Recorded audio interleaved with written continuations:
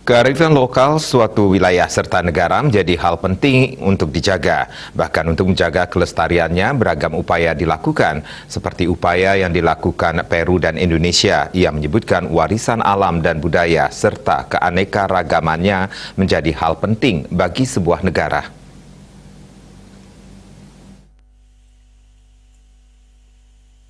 Hal tersebut terungkap saat webinar yang digelar Kedutaan Besar Republik Indonesia KBRI di Lima, Peru yang memiliki tujuan mempromosikan kearifan lokal Indonesia dan Peru. Dalam acara yang menghadirkan Andrés Valladolid dari Komisi Nasional untuk Perlindungan Akses ke Keanekaragaman Hayati Peru dan Pengetahuan Kolektif Masyarakat Adat serta Direktur Perdagangan Perindustrian, Komoditas dan Kekayaan Antonius Yudi Triantoro.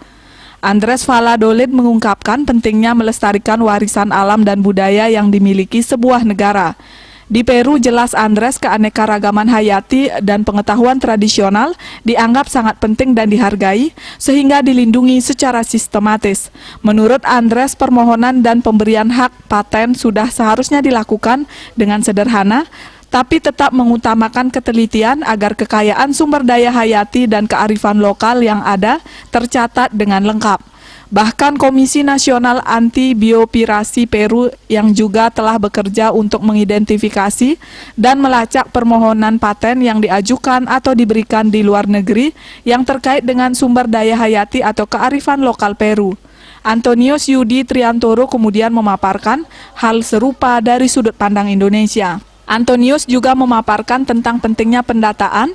Data nasional tentang kearifan lokal yang dimiliki ini berguna untuk mempromosikan dan mendapatkan pengakuan di ranah internasional, misalnya lewat status warisan budaya tak benda dari UNESCO.